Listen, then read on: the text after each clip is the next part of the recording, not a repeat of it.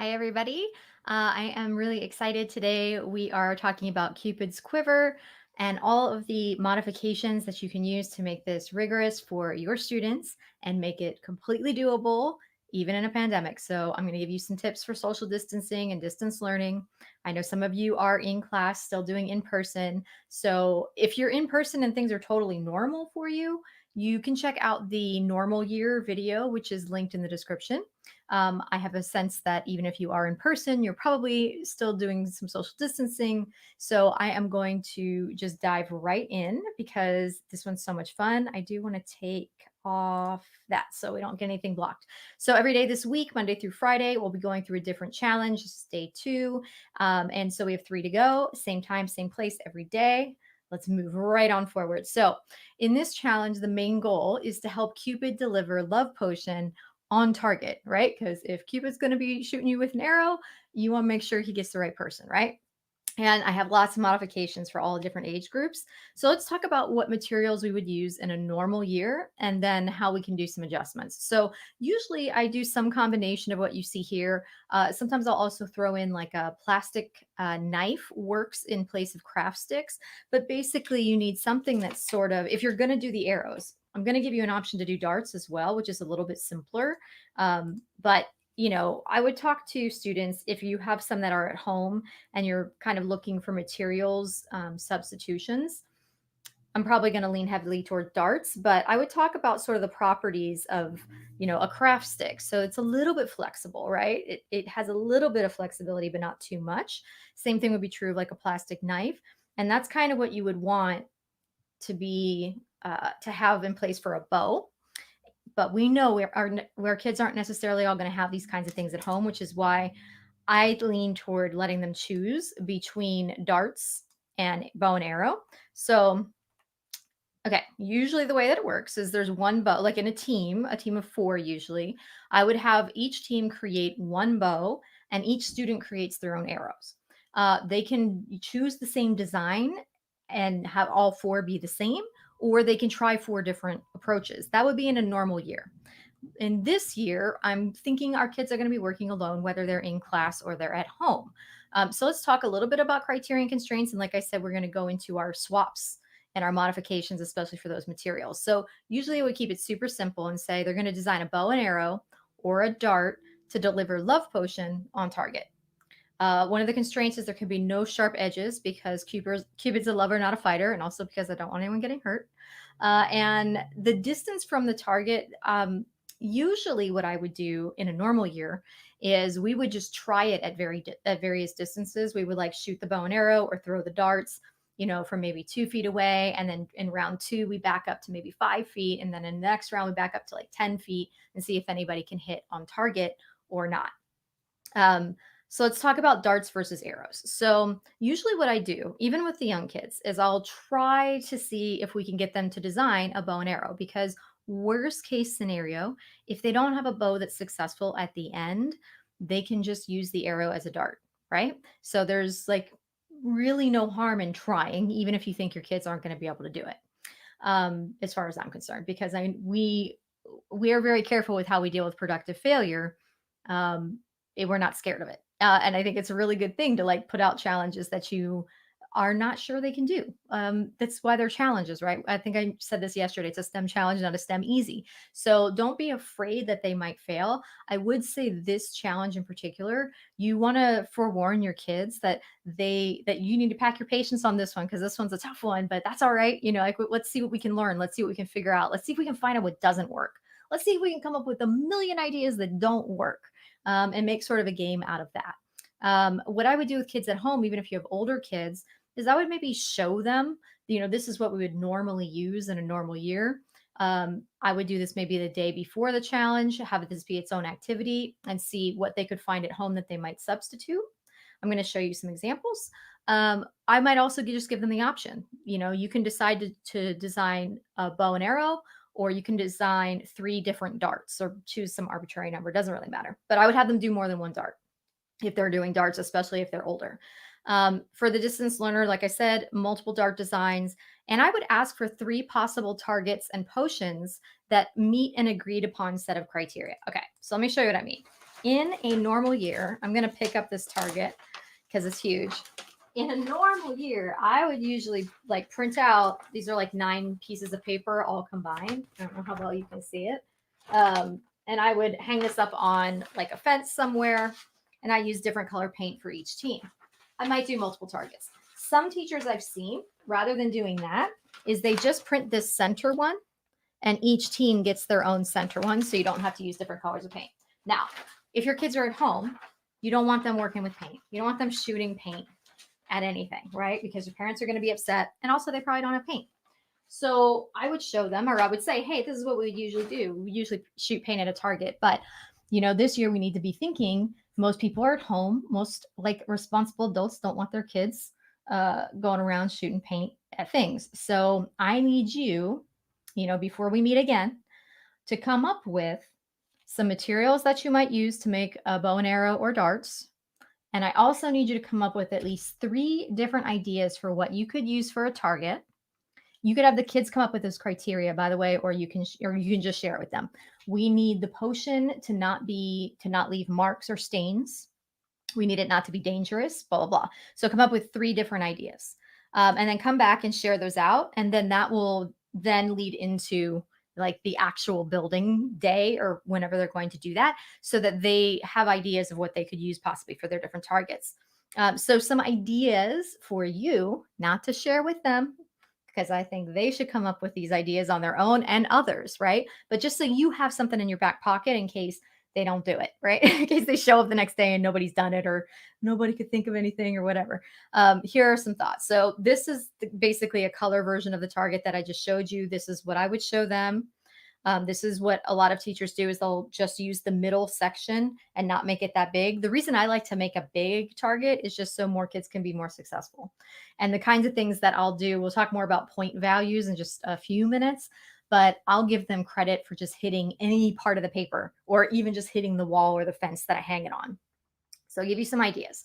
One is kids could draw on, instead of having it be a target that hangs up, it could be drawn if they have sidewalk chalk, perhaps, on like a sidewalk outside of their home.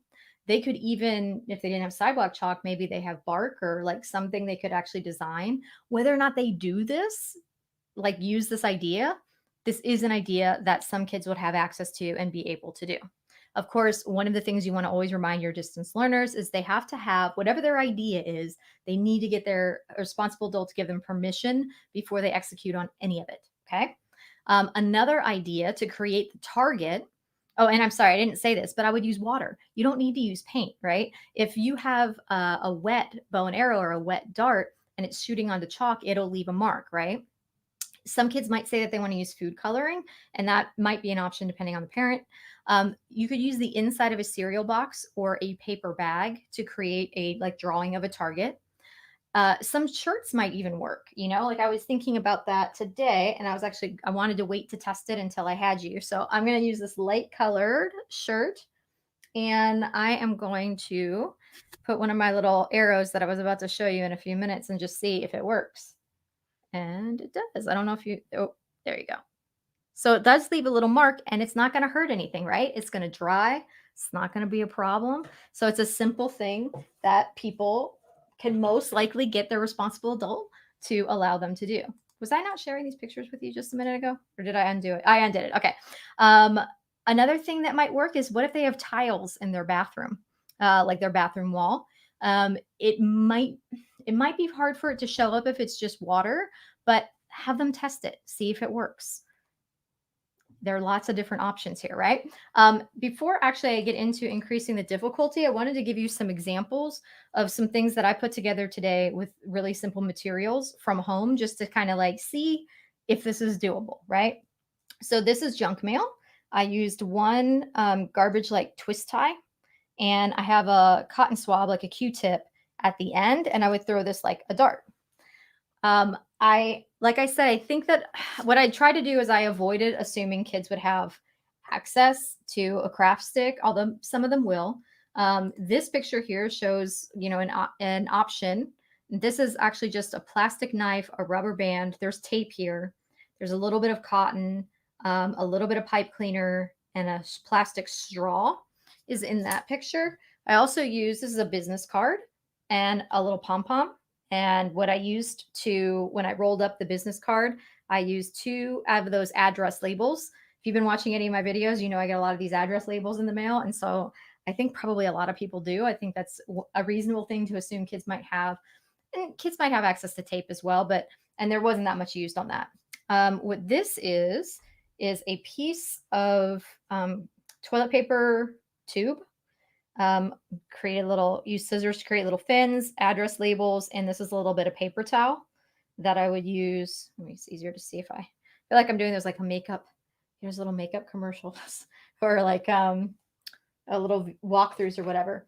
And then I was thinking, well, what if you did, if you were doing the sidewalk chalk version, you might not find a small dart like this to be super effective. And so actually I thought that might be an interesting question to pose to kids if they come up with that, or if you suggest it, is how might your design change if you are aiming at a target, you know, that's like a paper target a few feet away, or a sidewalk chalk one. And so they might, you might like have them do like almost like lawn darts, but safe ones. Remember, no sharp edges. And just ask them how might their designs change or be altered.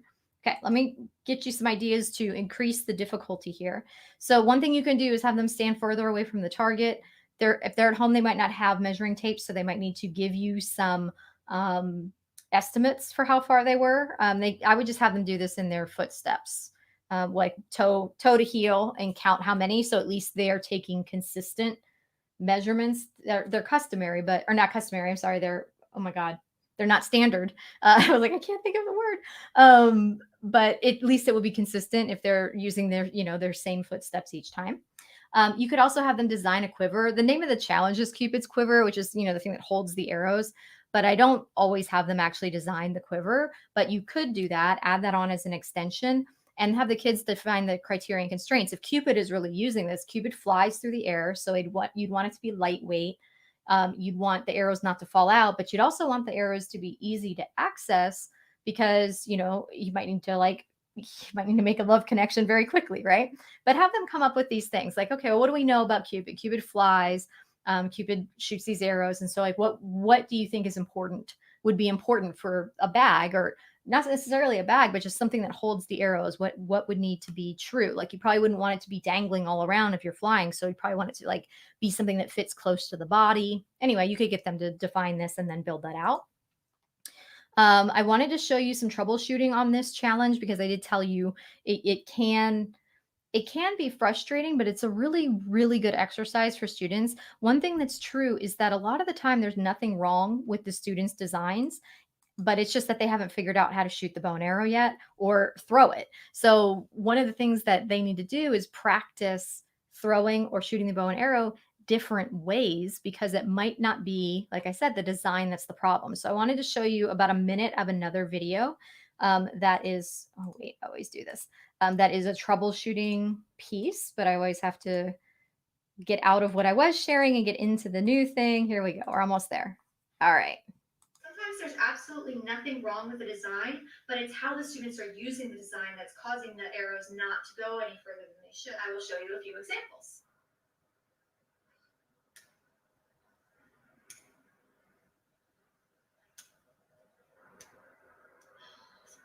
So some that you just saw being unsuccessful were the very same arrows that later were successful.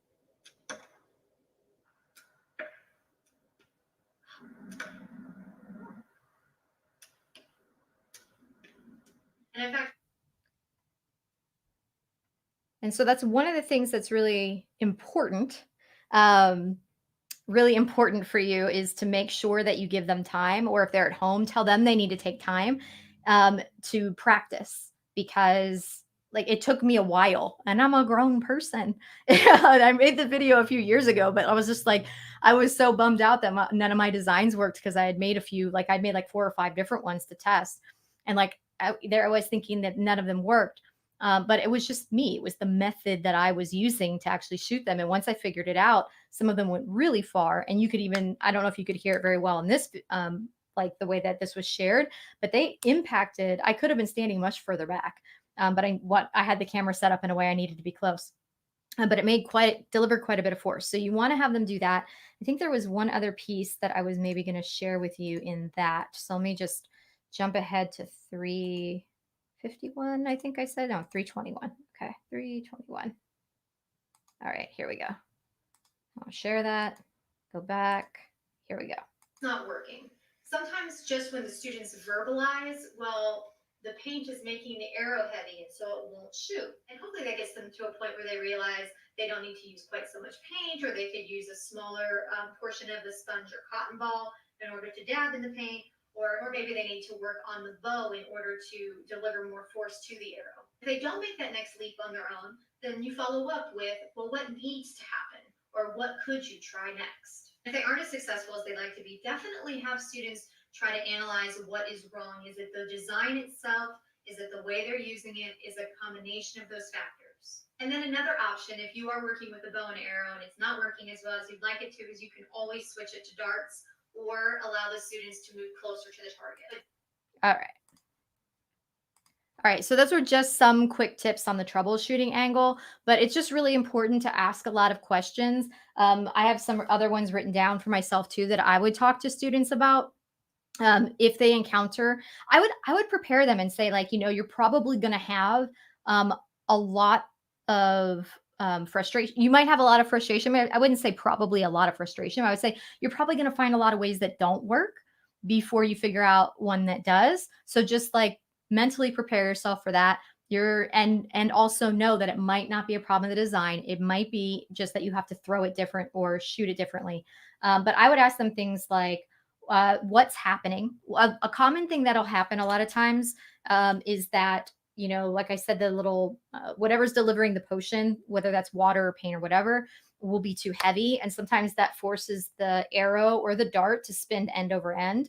So I'd ask them to like actually explain what's happening, and what they need to have happen, or why do you think it's happening? So like, what's happening? Why do you think that might be happening? What do you wonder? So some of the things they might wonder, and you have to start to draw these things out of them. And as you do this more often, they will get better at answering. A lot of the time, our kids aren't used to being questioned in this way, right? Give them plenty of wait time, give them options to think.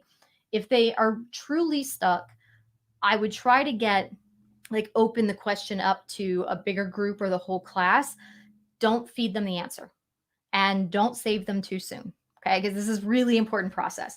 I would also think about asking, I could assume that people might ask or think as they're testing if it's better to have like a sleek design or if it's better to have fins. And if it's better to have fins, does it matter where they're placed? Does it matter how many? Does it matter whatever? I would try to start getting them to ask what question, like, what do you wonder? What questions do you have? I might seed it with a question like that. If I really needed to, if your kids are really reluctant and they haven't had much practice in this and they're not really answering, that would be the kind of thing that I might say, oh, I have something I wonder. I noticed so-and-so's design was sleek. I noticed some other designs had like fins and things sticking out. I wonder if it matters, or I wonder if one is better than the other. Who else has something that they wonder? Or what questions might you have about the fins? See if you can try to if you have to pull it out, and whatever you need to do to pull out some ideas. And then when you start getting some questions, I would start asking things like, well, how could you find out? Or how could you test it?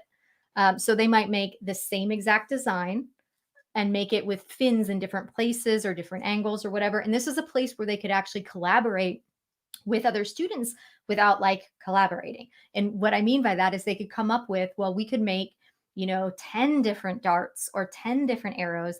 And here are the different ways we could, here are the different designs we could have. We could have fins sticking out on all 4 different sides, like north, south, east, west.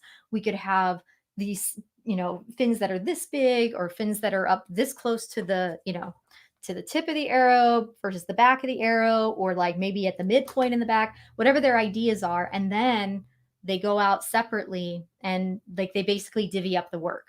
And some people do some arrows and some people do the others, and they report back. gather their data, see what they can find out. Okay, let me add back I'm going to take this one out. I'm going to put my other screen share back on because there's extensions and there's some other ideas I want to share with you too. Okay.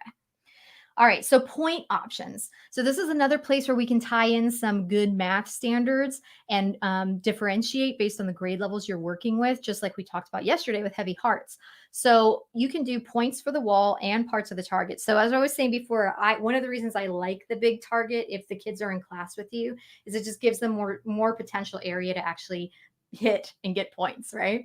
And so I would give them points not just for hitting the different like point values on the target, but if they hit the paper at all, I might give them, 5 points just for hitting the paper. I might give them 2 points just for hitting whatever that paper's hanging on, the wall, the fence, whatever. And another thing you can do is have them test lots of different shots and then have them take either the sum of 3 shots or the average of 3 shots, or you can let them choose their best 3 shots to do that with. If they're at home, whether they're at home or they're in school, you might want to factor in something with the distance. So maybe it's the average of the 3 shots times the distance they stood away from the target. If they're at home, it's okay for them to do like they could just measure in footsteps, right? And so obviously the farther they are away from the target, the more points they could earn for that. You could also set it up like darts rules, like have various games. So on that big target that I showed you, let me pick that up. I dropped it on the floor. You could have different games going so that it's like, oh, if you hit all the 4 corners had, the 5-point hearts or whatever. So you could have a game going where, it's the fewest shots it takes you to hit all 4 corners. Or we're playing a game where we're just aiming for cupcakes in this one. We're just aiming for flowers in this one. Or you can have them make up their own rules. They love coming up with their own rules for this stuff too. So they could design their various games. And then you can change the point values. I just used I was using whole numbers on that target. So that one was for like younger kids. But you could change the point values and just have them be like mixed numbers or decimals or even equations that they have to solve in order to figure out how many points it was worth. Whatever makes sense for your math standards, this is a place to tie it in. And these are just some examples of recording sheets, but you can see in this case, we had it's probably pretty hard for you to see, but the group members' names would go there and then their 3 shots get recorded. And then in the first one that's outlined in green, we just took the sum. And then the one on the right, we added in the average. And I might have them figure out, just list both things or just decide which one I care for them to use. Here's some extension ideas. So they can use those data tables. And if it makes sense for your standards, they could find out their team, median, mode, and range. I forgot to put mean on there for some reason, but mean, median, mode, and range. Oh, because average was already on there. I put average instead of mean, but they would have already figured that out. But not the others. They could identify outliers. They could create graphs with that. They could, just like yesterday, we talked about creating math, like word problems that they could share with other groups or other members of the class to solve with answer keys. For science, you could pull in potential and kinetic energy, of course. You could have them like diagram like where potential energy and kinetic energy are like increasing and decreasing based on like them shooting an arrow or them throwing a dart. Science of archery, Cupid'd mythology, of course. And I think I just saw an option. Yeah, so I just saw this and it makes sense. This would be awesome for my classical myth makers class. It's perfect tie-in. It's a really, really good tie-in for this, obviously, right?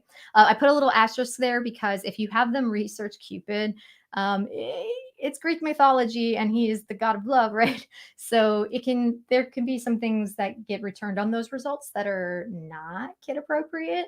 So just know that and be aware of that and maybe just decide what you're going to present to them ahead of time, or at least, vet your sites and have them use the sites that you vetted. You can do cause and effect puzzles. I liked this one because it's like, oh, if Cupid shoots the arrow at this person and he misses, then the effect is they don't fall in love or whatever. But you can use like real life examples and like you can make it Valentine's themed. There are some of these sheets in the resources that I linked in the description. You don't need to buy the resources. You can do this without them. But there are extras always. And I think it saves time and it's great, but I know you can't buy everything you want to buy in life. So if this is the thing for you this week, that's okay. I also love the idea of having them do a comic strip of Cupid using their designs because I think it could be hilarious based on how well their designs actually worked. They could do narratives or whatever the same exact way. I just think it's a really, I can imagine it being a really cute comic strip. You could also have them create a game from whatever it is that they do, because they're going to go through, they're going to test out some stuff, and some of it's going to just be like not very functional, but some of it's going to show promise, some of it's going to be like, okay, maybe I could use this. And maybe you could actually create this as sort of like a way to help the community, right? You could talk about how kids are like, maybe kids are spending too much time on screens, or they're getting bored, or they're getting restless. And so what we're going to do is we're going to take what we learned this week about all of our designs, and they can use all the class designs too, and like try to create a game that we could share with people, so to have them doing something that is not on a screen and they're having fun. And maybe they can tie in ways to sort of like make it social, to report back on Padlet or whatever, or Flipgrid, like how they're doing or what their scores are. Maybe they can meet up and sort of play at the same time. You could have them write out the directions, so you can tie in some more ELA this way, right? So procedural writing. I think there are a lot of different options. One thing that I just realized, because I just looked off to the side, it's something that I forgot to say, was one of the things that I wondered as I was creating my designs, because just a couple of weeks ago, I was doing the late winter STEM challenge pandemic makeovers, and we talked about frosted forest. And this was sort of a tree that had triangles, like icicles hanging off of it. But I wondered, as I was thinking about the fins, how well this might perform or might not. Another thing I wondered was, how can I add weight to it so that I can deliver more force, so that it'll fly further.